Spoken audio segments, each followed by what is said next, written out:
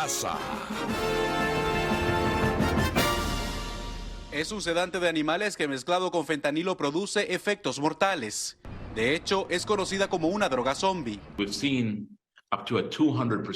Hemos visto un aumento de hasta un 200% de silacina mezclada con fentanilo en varias regiones. También hemos visto que las muertes por sobredosis asociadas con silacina han aumentado significativamente de manera reciente. Eso incluye un aumento de más de 1.100% en la región sur y más del 750% en el oeste.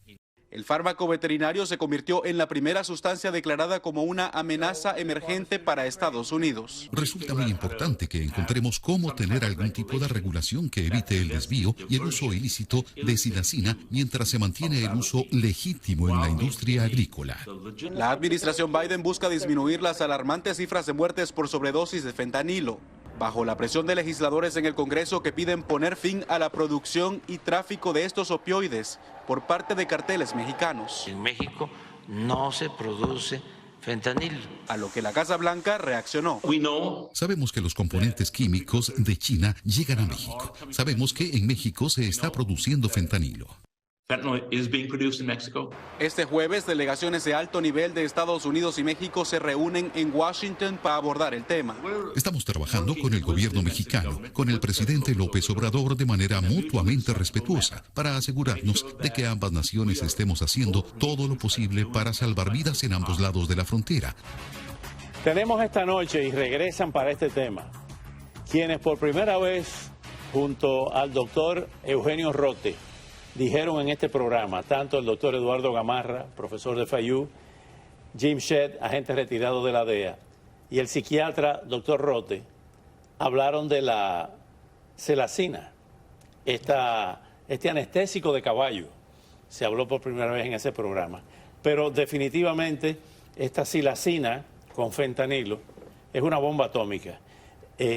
Como estudioso de la sociedad norteamericana, doctor Gamarra, ¿nos están destruyendo desde adentro?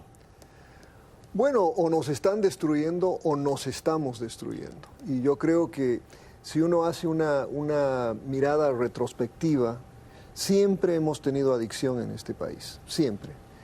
Pero creo que inclusive después de 2 declaratorias de guerra contra las drogas, lo obvio es que la hemos perdido, y la hemos perdido de manera decisiva. Porque hoy no solo tenemos un enorme problema de adicción, pero estamos siendo inundados por todo tipo de drogas.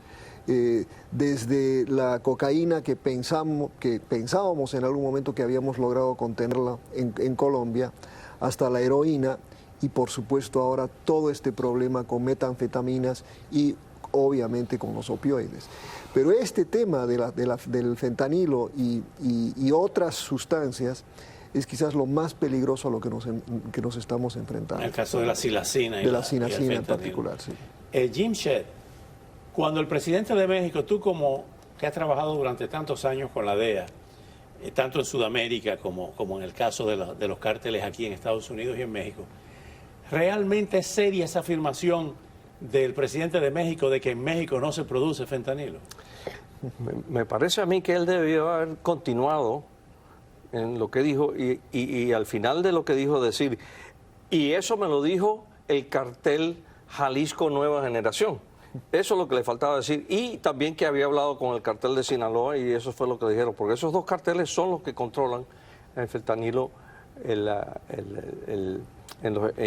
producción sintético en México y la distribución en los Estados Unidos. Debemos recordar que lo dijimos en el programa anterior, que existe el fentanilo médico para los enfermos de cáncer terminal que no resisten el dolor. Este es un fentanilo sintético cuya materia prima se importa de China, ¿es así? Sí, los precursores vienen de China. Entonces ellos, usando esos precursores en laboratorios industriales en México, lo convierten en fentanilo y lo distribuyen en los Estados Unidos. Y esto es mucho más fácil de introducirlo porque son pastillitas que se venden a $5. A veces son pastillitas, a veces en polvo. A veces en polvo. Muchas veces en polvo. Ya en la pastilla es casi el producto final que van a sacar a la calle. Cuando se habla de la demanda, que quienes defienden la legalización de las drogas inclusive llegan a decir, si no hubiera consumo, si no hubiera demanda, no hubiera oferta. Pero cuando usted le da un gummy a un niño de 6 años o 7 años para hacerlo adicto, ¿eso es una demanda inducida?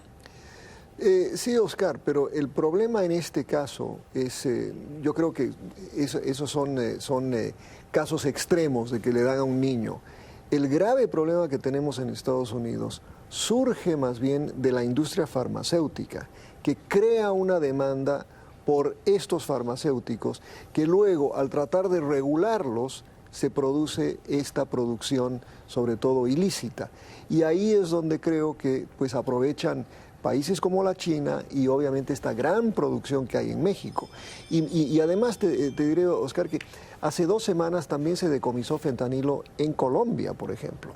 Entonces, ya no es un problema solo de México y de los Estados Unidos, es un problema que está empezando a afectar a otros países. Y ese tipo de adicción, por eso te decía al principio, es diferente, porque o te mueres, ¿no? O el proceso de recuperación es casi imposible. Imposible. ¿Cómo se podría enfrentar esto? Comenzando por la prevención. El programa de Nancy Reagan, Sí. Say No to Drugs, tuvo efecto. Fue algo. ¿Se hizo algo ahí? Hizo algo. Y desde entonces ningún gobierno, ni municipal, estatal, federal, ha hecho nada, absolutamente nada, para reducir la demanda. Yo estoy diciendo hace tiempo, los Estados Unidos está en un abismo de destrucción propia por la droga que se está consumiendo, la droga que en muchos casos se cultiva aquí y la droga que ha sido introducida a este país. Nos están comiendo por dentro. Estamos hablando de un porcentaje, un averaje de 274 personas mueren al día por sobredosis de diferentes drogas, entre ellos la mayoría por fentanilo. Pero si estamos hablando entonces de 100.000 personas, 120.000 personas al año. El doble de lo que murieron en Vietnam en 10 años. Así es. 58.000. No, en más, porque estamos hablando, en Vietnam empezaron a morir gente de los años 50. Claro, en más de 10 años. Más de 10 Más de 10 años. Entonces, sí, estamos hablando de algo que en los gobiernos, sea quien sea, no se ha dedicado a lo que yo creo que deberían dedicarse, un plan Marshall, igual que lo que hicimos en la después de la Segunda Guerra Mundial con Europa. Hay que reconstruir este país en el no educarlo, tratamiento y rehabilitación, de no consumir drogas ilegales. Y lo que dijo el profesor Gamarra él tiene mucha razón. El problema actual del fentanilo y la heroína fue creada por la industria farmacéutica de este país, que empezaron a vender el oxycontin en la calle, donde, por ejemplo, en Kentucky habían condados de 3.000 personas y habían millones de píldoras que entraban al año. Oxicodona. Esa es la familia Sackler, no me acuerdo, que tuvieron que abandonar su compañía. Pero ellos abrieron el campo. Cuando el gobierno de los Estados Unidos se da cuenta de lo que está pasando, empiezan a tratar de controlar esas píldoras que estaban llenando el mercado. Ahí es cuando entra la heroína y ahora entra el fentanilo. Es un error ver esto desde un punto de vista partidista. Estamos viéndonos el ombligo con el tema demócratas-republicanos, cuando este es un problema total de la sociedad norteamericana. Mira, yo sí creo que estamos de alguna manera tan polarizados, pensando tanto en el debate político, ¿no?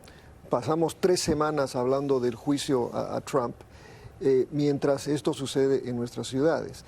Este es un problema que afecta a todos, sin color, sin estatus social, sobre todo, sin color político.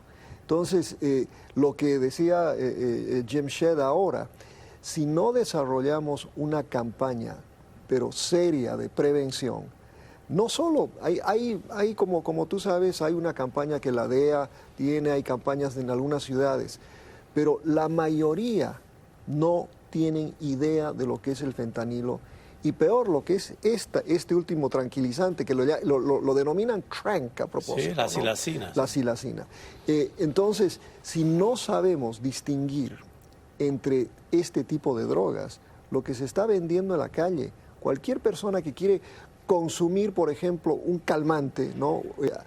Un oxicodone, por ejemplo. Hoy uno puede comprar en la calle eso, pero no tiene la certeza de que esa píldora no esté contaminada. ¿no? Ahora bien, estos carteles, han matado más gente, más ciudadanos americanos en el último año, 2, 3 años, que ISIS. ISIS no ha atacado a los Estados Unidos. Y ahí tenemos tropas en el Medio Oriente combatiendo a ISIS. Y no hacemos nada sobre estos carteles. Esa pregunta era la que tenía, la próxima, que venía con las declaraciones de Lindsey Graham y otros dirigentes del país. ¿Qué debemos hacer con los carteles? ¿Podríamos operar en territorio mexicano con las tropas norteamericanas? Mira, yo tuve el privilegio de tener una reunión cuando yo estaba en Bogotá, de manejar una delegación del Congreso en la que estaba el presidente del Congreso, Dennis Hastert, ¿te acuerdas?